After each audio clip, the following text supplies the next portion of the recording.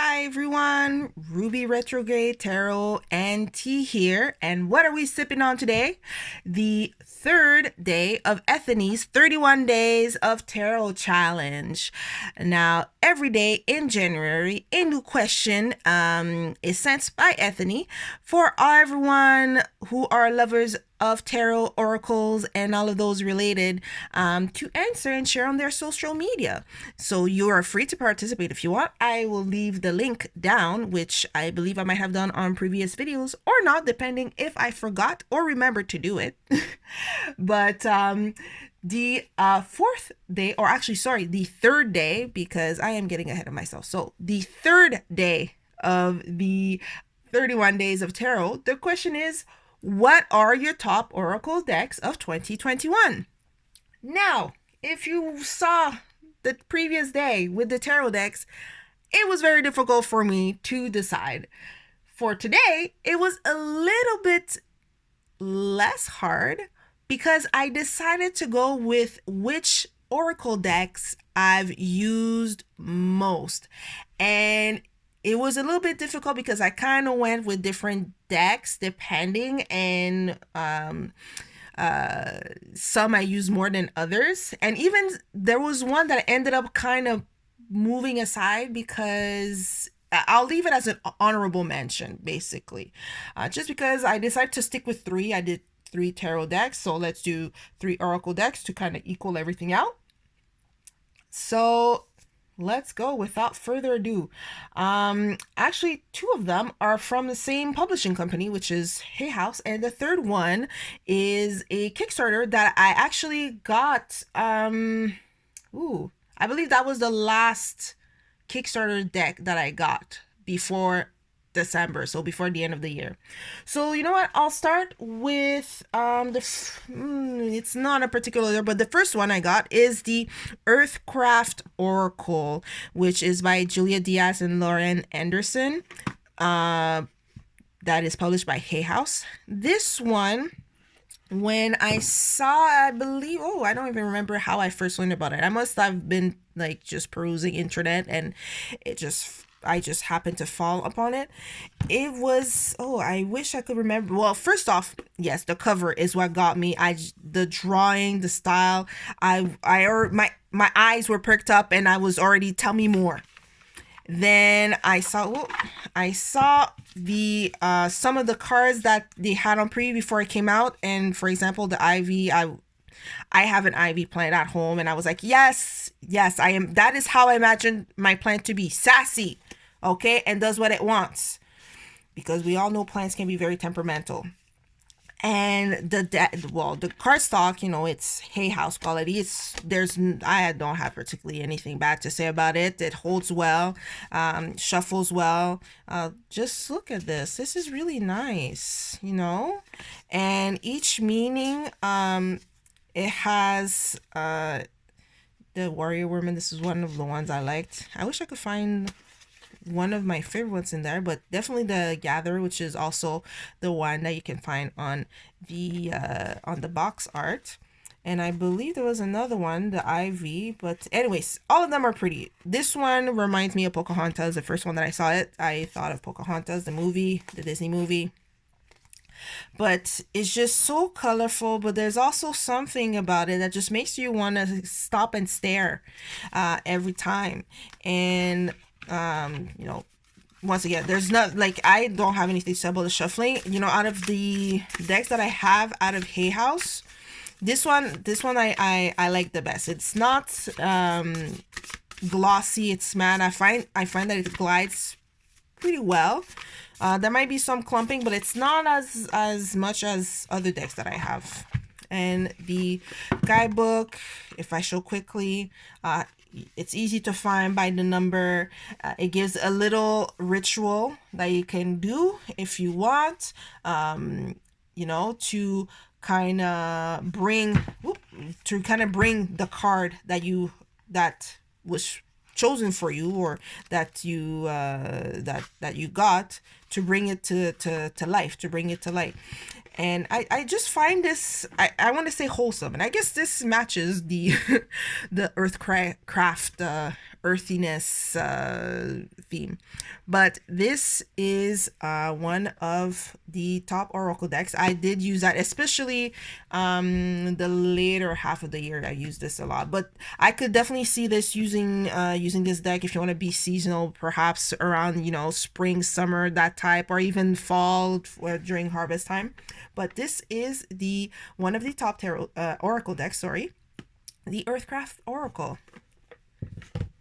Now for the second deck, it is the African Goddess Rising Oracle by Abiola Abrams. Please don't mind the box. It is not my doing for once, because I can be clumsy. This was Amazon's doing, and I decided not to return it. A, because I didn't want the hassle, and B, the cards were all right. And because the cards were all right, I just decided to just let it go. Okay, so it whatever Amazon did, or Amazon warehouse, like it mushed up my guidebook, but it does not take away from the message that you can get from the deck. Basically, each of these decks are a different goddess from across across the world and timelines. So you could have someone that is a goddess that is mostly popular. I'll use the word popular in Guinea-Bissau, and then all of a sudden you find yourself in Guyana. Go around again, and now it's a Yoruba Nigerian goddess.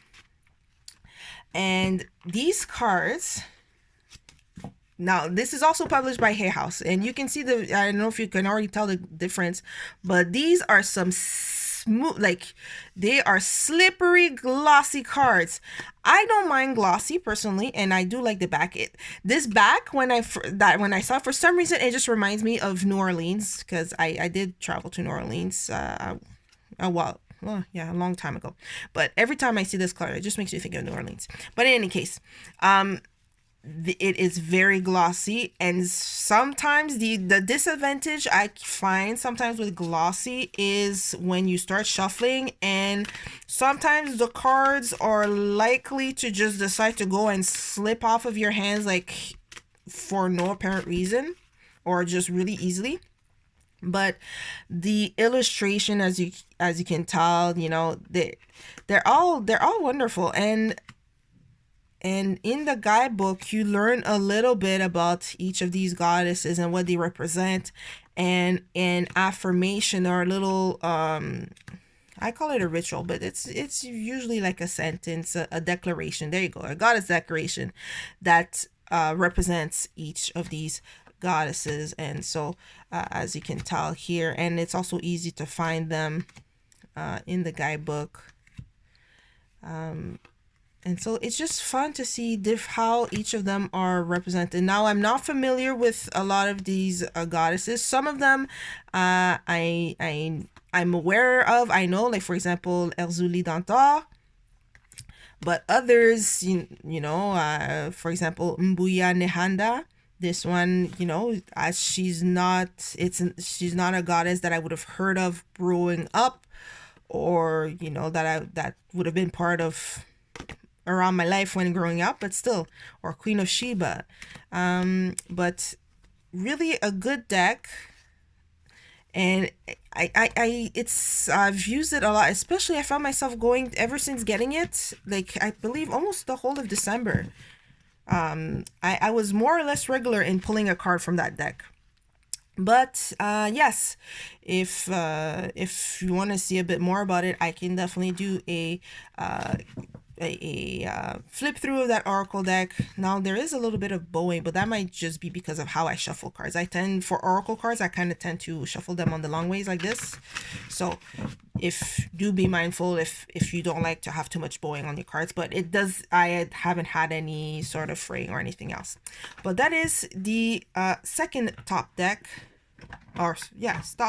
second oracle deck of 2021, the African Goddess Rising.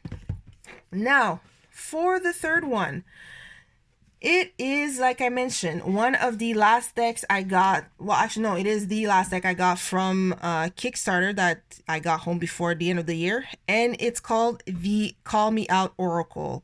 Brutally honest. Now, let me tell you, this deck, I backed it. Actually, it started off on Kickstarter and it had to be canceled one time because the creator realized. Now I feel so bad because I completely forgot her name. I completely forgot her name. Now this is terrible. Anyways, the first time that she posted the Kickstarter, she realized that she set the goal a little bit too high. So she decided to aim for a smaller money goal, we'll call it. And it did get through. And during that second campaign, I did back it again. But at one point, I thought to myself, maybe I should not. I don't know. I guess it was either cold feet, or I wasn't sure that I would use it. But I stuck with it. And I did a live read with it a few weeks ago in December still. And let me tell you, this deck is a hoot. And like it says, call me out, brutally honest, not for the easily offended. So you'll have some. I wish I remember one of the cards I pulled out for someone, and it was like, listen, stop being dramatic. But for example, intention. And so at one point, when you flip the card, it'll give you a little sentence. So for example, for intention, you'll have don't just go through the motions, make an action plan, get specific about the steps, then move that effing mountain. So it's very to the point. It's like, you want to do, like, here's what it is, here's a topic, and here's what you need to do with it. And I like the style of the font. It feels, oh, I don't know how to explain it. It's something between nostalgic feeling, but up to date, recent. So, same old, for example, it's not the clown's fault he's acting like a clown. It's your fault for going to the circus and getting bored to death. Find some new cool crap to do. Like, so it's all little topic about any and everything. And, the car stocks are good cardstock, nice sound when you flip it. It is on the large side. I will say that even for me, who I don't mind most big size card, this is a little bit of a. It's very easy for me to spill cards if I'm not careful with it. So if you do tend to kind of overhand it like this, maybe try to just riffle shuffle if you can, or if not, but. There's no issues with shuffling. It just sounds nice when you shuffle it. I don't think I've tried shuffling in the long way. And this, if you want to try to shuffle it the long way, I mean, you can. I can, but this is with some difficulty, right? So if you have any smaller hands, and I have big hands, so you might just want to keep to doing it, fat way shuffle as opposed to long way shuffle. But even though I'll call them the topics are on one side, it doesn't take away that if you find if you something falls on it, or our card falls out, it's not as if you'll necessarily know what it is until you flip it. So for example, Googling, congratulations on misdiagnosing yourself. See a professional about that crap. So and I think this is such a fun Oracle deck. You can use it as a starting point to then use tarot cards, which is kind of what I did. I used it as a starting point. This kind of was the topic. For example, your ex, F your loser ex. If you're still defending them to your friends and family, stop being toxic and move on to healing that crap. So, it might be something like that, and then either put down some more Oracle cards or move on to tarot deck to kind of go and expand on that. But this is, I'm glad I stuck to that campaign. I'm glad I have this deck. It is fun. Now, for sure, if someone is a little bit sensitive or doesn't really like having cuss words on their cards, you might not want to use that deck, or maybe kind of do like I do, just Just use churchy version words, or softened swear words. But in any case, this is a fun deck. I like this deck. I think if you can get your hands on a copy, definitely do. I can show more of the cards, or do a draw, card drawings of it later on. Now, it is a disadvantage that it is a tuck box. And as you can see, when I was trying to get it out the first time, it ended up kind of bending on me a little bit.